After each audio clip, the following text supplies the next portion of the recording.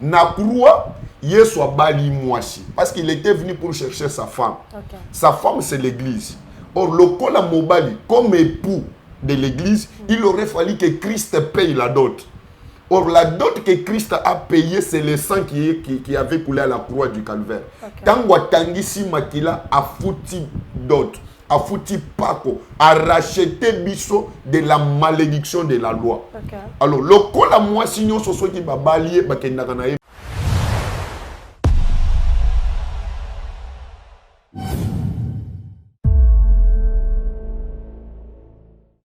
Okoko kuta église te bazomela masanga. Okoko kuta église na kati ya kindumba te. Okoko kuta po église eza la perfectionner eza musala na biso.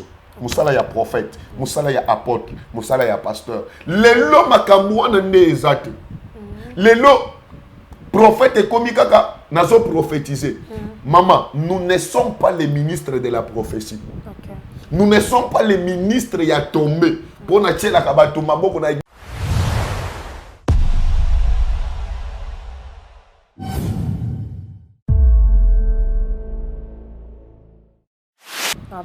mobali soki aye kobala mwasi akopesa dot eza mokolo opesa dot tende mokolo ozwa mwasi.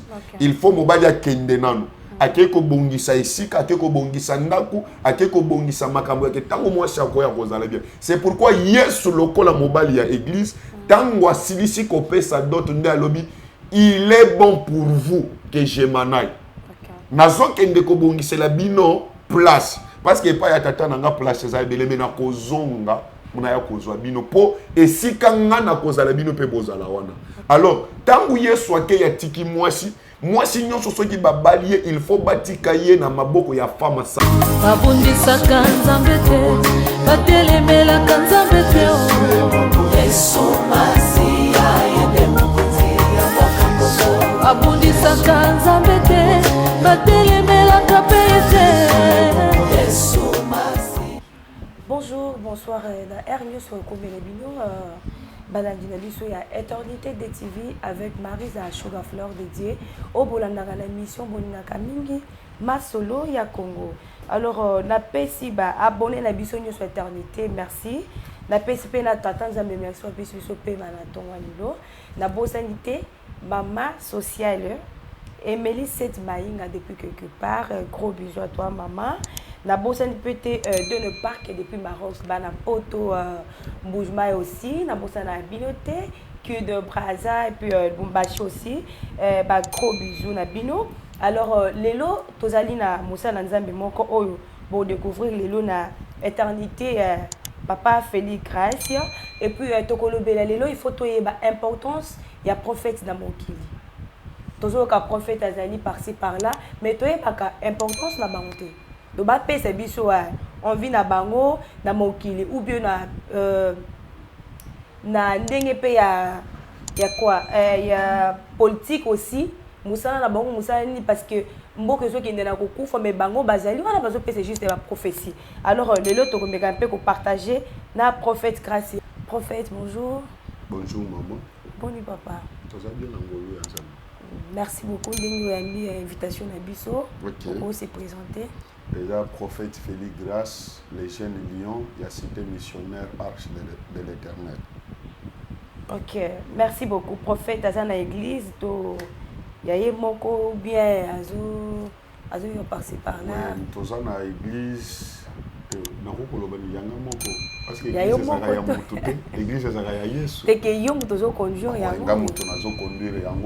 Et nous avons pris beaucoup de temps pour travailler dans le père spirituel, dans la communauté. Et depuis que le père a sifflé départ, ça fait à peu près 4 mois et demi. De 4 mois et demi, nous avons déjà 3 mois et demi depuis Tobandaki Moussala, depuis Tobandaki Assemblée, une nouvelle assemblée dans la communauté. Nde wana ngai nazokamba. Voilà. Église Nino, cité missionnaire Arche de l'Éternel, c'est Maé en cycle. Ok, merci prophète Grace et Toko Sambé après. D'accord.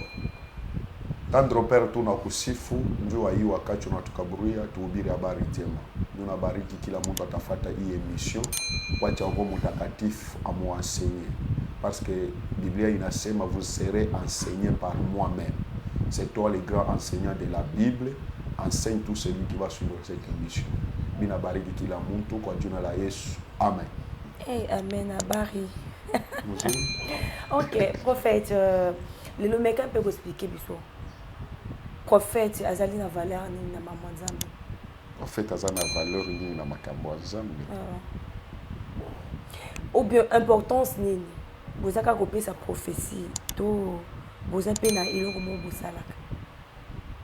Ok. Permettre nga naza prédicateur ya Bible. Nakende na Bible. Ok. Nazozwa d'abord to expliquer prophète Jean nini. Ephésiens 4, 11. Et puis naoya kozwa lisusu de roi. Ok. Ephésiens 4, 11. Et il a donné les uns comme apôtres, les autres comme prophètes, les autres comme évangélistes, les autres comme pasteurs et docteurs. Okay. Pour le perfectionnement des saints, en vue de l'œuvre du ministère et de l'édification du corps de Christ. Okay. Prophète, aza ministre na kati ya 5 ministères. Tozana apôtre ndenge Bible lobi. Après apôtre, ils ont un prophète, ils ont un pasteur, ils ont un évangéliste, docteur. Okay. Donc, bato oyo 5. Donc 5 ministres oyo baza ba représentant ya Yesu sur la terre. Okay. Parce que ce que bandina verset 10 à lobi, celui qui est descendu, c'est le même qui est monté. Okay. Or celui qui est descendu, c'était Christ.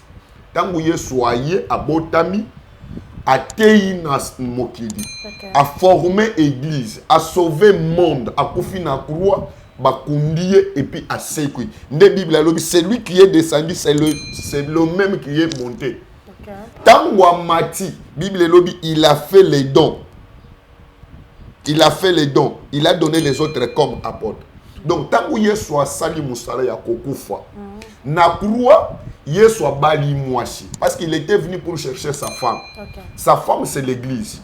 Or, le kola mobali, comme époux de l'église, il aurait fallu que Christ paye la dot. Or, la dot que Christ a payée, c'est le sang qui avait coulé à la croix du calvaire. Tant que Tangisi Makila a foutu dot, a foutu Paco, a racheté Bisso de la malédiction de la loi. Okay. Alors, le kola moi sinon ce qui va balayer, bakendakanaye bala mon côté. Mobali soki aye ko bala mwasi akope sa dot, eza mokolo akope sa dot tende mokolo ozwa mwasi. Il faut mobali akende nanu. Ake ko bongisa esika, ake ko bongisa ndaku, ake ko bongisa makambo yake tango mwasi akoya kozala bien. C'est pourquoi Yesu lokola mobali ya église, tango asilisi kope sa dot nde alobi, il est bon pour vous que je m'en aille. Nazo kende ko bongisa la bino place parce que pa ya tata nanga place za beleme na kozonga. Muna kozwa bino po esika nga na kozala bino pe bozala wana. Alors tangu Yesu ake ya tiki mwasi nyonso soki babalie il faut batika ye na maboko ya femme sage. Femme sage wana azana mission ya koyebisa mwasi. Moni madame obali. Mwasi alibala tambola kaboite. Mwasi alibala lata kaboite. Mwasi alibala alia kaboite. Mwasi alibala lobaka boite. Tala ndenge mobali ba se comportaka na ye. Mobali ba mankaka ye respecté. Mobali ba répondaka ye mabete. Mobali tawana mobali azate mais mwasi atikali na femme sage. Nde azo orienté ye. Oh, la femme sage o atikali na mwasi po a préparer ye po mwasi azo kende libala eza 5 ministères. Et ça, Ephésiens 4, 11. Nenge biso tozali tozana mission ya côté ya église. Église nde mwasi ya Yesu. Tozana posa koyebis église que ne te confonds pas au siècle présent. Ce qui monde ezolata boye mais église okoki kolata boye te. Ce qui monde ezolangwa masanga église kolangwa masanga te. Ce qui monde ezokota boîte de nuit église kokota boîte de nuit te. Musala wani wakoko salango eza Ephésiens 4, 11. OK. Na kati ya Ephésiens 4, 11, eza na apôtre, prophète, évangéliste, docteur, pasteur.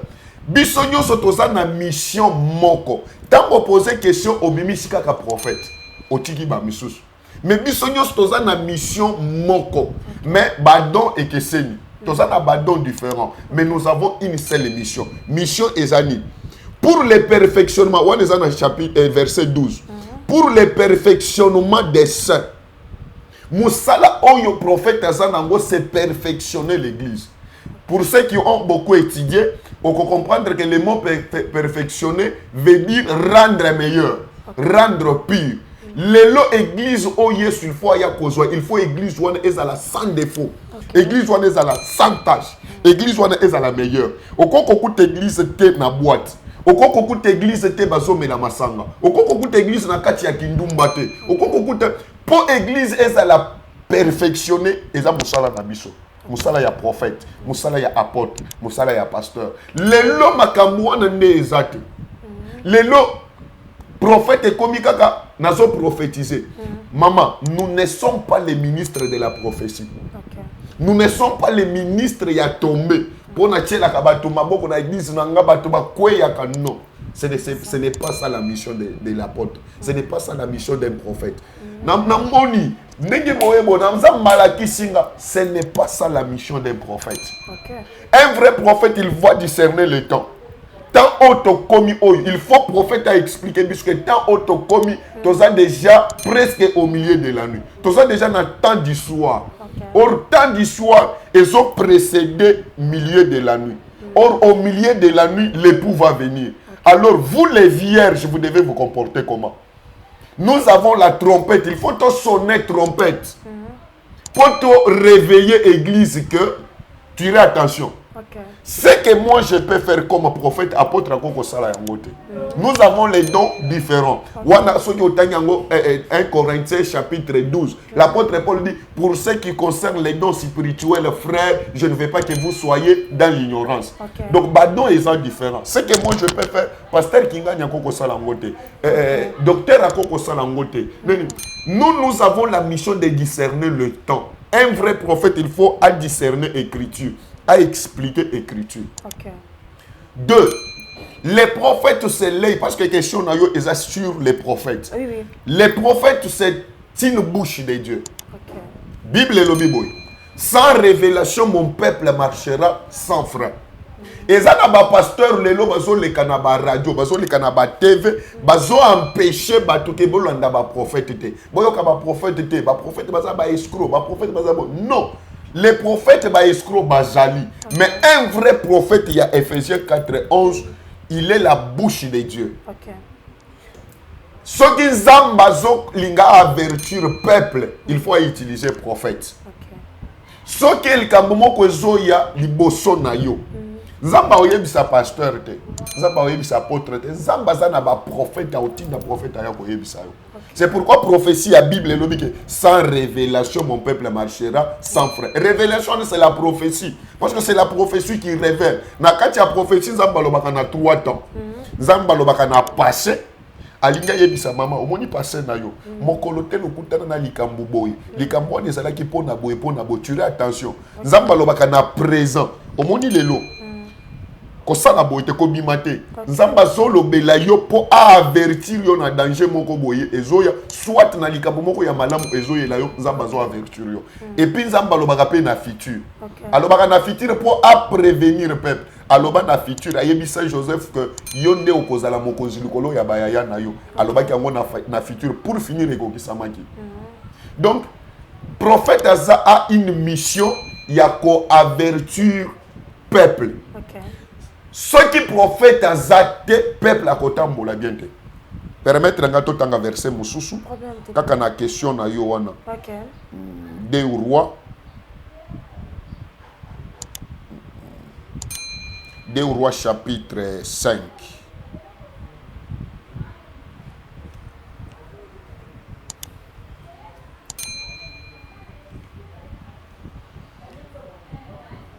Verset 8. Lorsque Élisée, l'homme de Dieu, apprit que le roi d'Israël avait déchiré ses vêtements, il envoya dire au roi, « Pourquoi as-tu déchiré tes vêtements? Laisse-les venir à moi et il saura qu'il y a un prophète en Israël. » Place Oyo, Israël azalaki na boumbu, azalaki na domination ya basyrien. Ok. Sikoyo roi ya Syrie azo dominer roi ya Israël. Sikoyo na kati ya Syrie eza na général Naman. O batangi oyo Naman azalaki général na nzela na ye nzamba délivraki Syrie. Ok. Sikoyo Naman malgré grade na ye, malgré honneur, parce que ce que tangi verset premier abandaki ku jouir na considération ya munene pa ya roi na ye. Ok. Malgré honneur, malgré mbongo, malgré grade, malgré bagarde, mais général Naman azalaki na lèpre. Ok. Or soki mutu aza na lèpre akoki kobika te, akoki kovanda na bato te. Siko na ndako na ye eza na mwana mwasi moko ya Samari. Ok. Esclave bakangaki na Israël, akomi mwana musala na ndako ya Naman.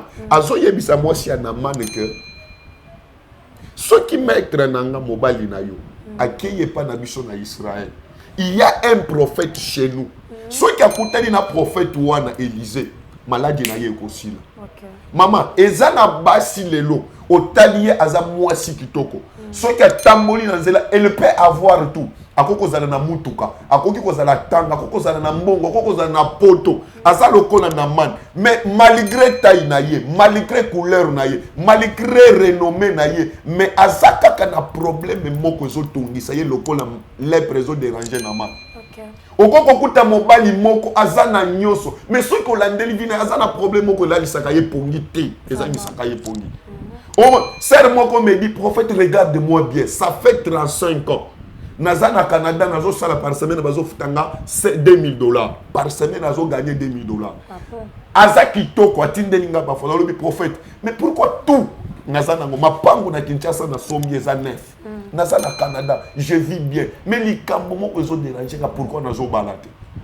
J'ai compris que aza lokola na man malgré honneur, malgré mais aza na lèpre e konyokola ye bako sekaye. C'est ça. Et là, mon toza dit qu'on a problème moko et comme si loko la lèpre bato bazo chola ye. Obe azaka ka kitoko me abala kate. Azaka bongo ya bonga kate. Pourquoi il y a malade ici la kate et comme il lèpre, mais il y a un prophète. Ok. La mission d'un prophète est de délivrer ce peuple. Ok. Namana yoki akei na Israël basaleli ye mukanda epa ya roi na ye ayebi roi ya Israël que nazo tindela yo na man bikisa ye na maladi wana. Roi, tous exemple, il y a président de la République. Mukanda eye. Tant que roi y a Israël moni Mukanda lobi. Ah! Est-ce que ngana komi nzambe pona bikisa maladie ya Naman? Ngana ça juste roi. Na ça limité na temps et na espace. Na ça na capacité ya kobikisa Naman te. Bible lobi que roi d'Israël a lobi que o azo lukanga problème pour ya komundisanga. OK. A déchirer bilamba na ye, a pasoli bilamba, a regretter abandi kolela. Tant sango wana ekeye pa ya prophète Élisée. Élisée a lobby. Oh, pourquoi roi a pasoli bilamba? C'est pourquoi je vais dire aux enfants de Dieu, ba o bazo landa biso. Ezana makambu oyo ministre akoki ko salela yo. Ezana makambu président de la République akoki ko sala. Mais il y a d'autres choses. Président de la République atazani de konayo akoko sala kangote wane ko senga kaka un prophète et un vrai prophète. Roi ya Israël azana nyonso azana ba médecin azana mbongo azana ba généraux mais incapable ya kobikisa maladie ya Naman. Vraiment. Tango yoki yango pasoli bilamba sata likambo wana elekeli. Ezana mutu musoko ki kozala abotami na famille ya bien abotami azana bandeko na bazana mbongo azana nyonso mais azaka na problème moko kokoka kosilisa ngote. Lokola forme de distinction balobi na Bible. Bible lobi mwasi wana ayambi Élisée na Géazi atongeli bango ndao. Tango Élisée mwasi ayambi biso azoliesa biso alalisi biso.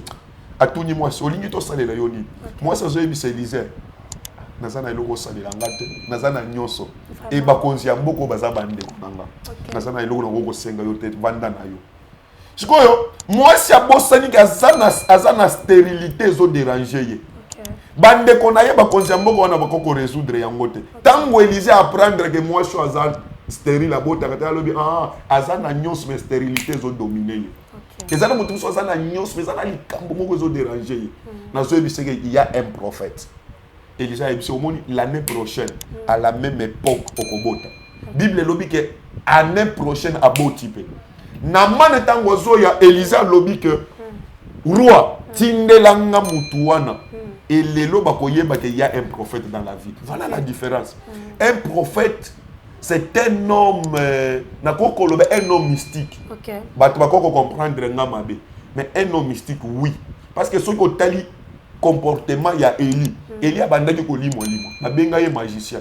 C'était un prophète. Donc un prophète a un rôle important dans la église et dans la bana yanzam. Mais mission majeure, primordiale na biso, c'est perfectionner l'église.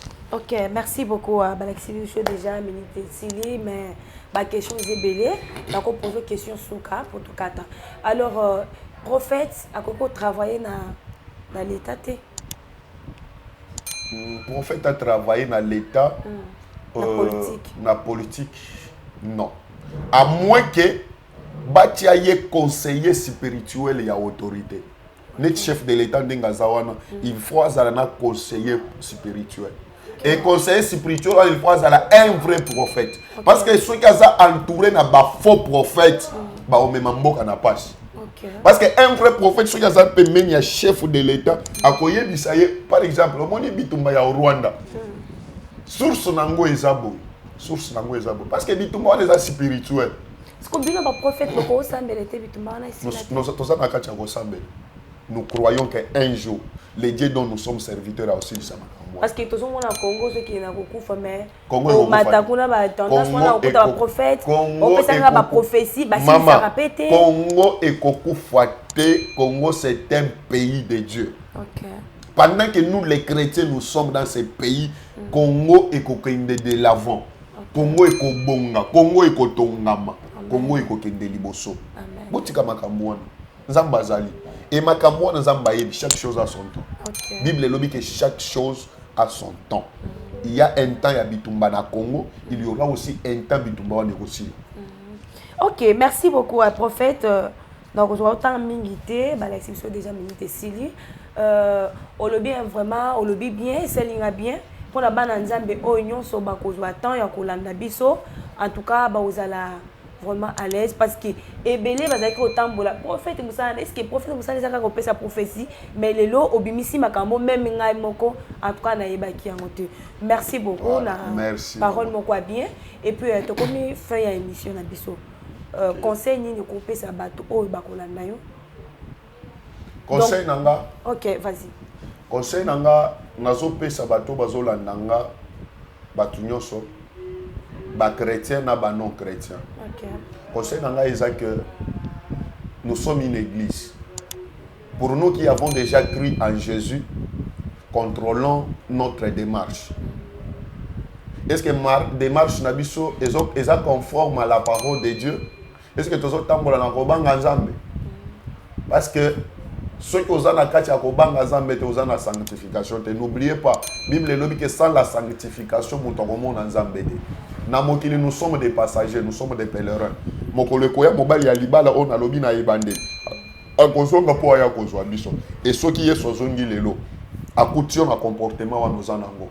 Omi bengi chrétien mais masanga omelaka. Omi bengi chrétien ki ndumbo salaka. Omi bengi chrétien okoselaka bato makambo. Omi bengi chrétien songi epai. Omi bengi chrétien osimbaka bakisi. Est-ce que c'est ça la vie de Christ?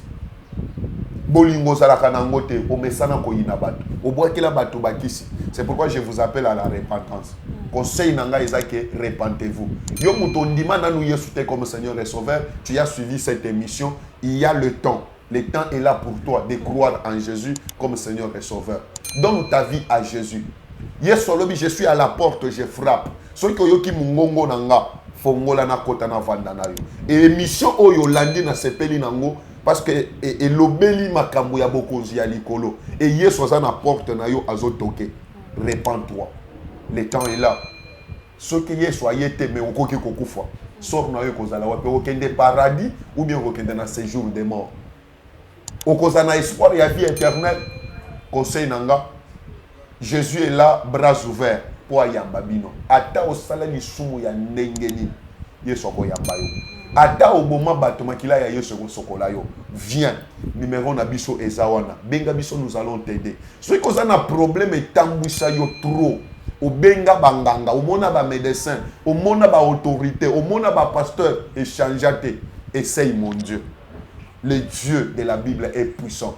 Na maboko na biso zamba bikisi batemele. Zamba pamboli batemele na Congo lokola libanda ya Congo. Alors notre numéro est là, na koki ko passer yango. Numéro na biso ça plus 243 85 289 42 44. Plus 243 85 289 42 44. Nous sommes là pour vous. Atali Kambouzo le Kelayo Mayele, ba médecin ba échoua, appelle-nous. Les dieux de la Bible. Abikisi déjà, même Batuya Sida na poto babiki déjà. Nous avons des résultats au bâtiment de la Bissou. Bato Baluka Mikanda ba monate.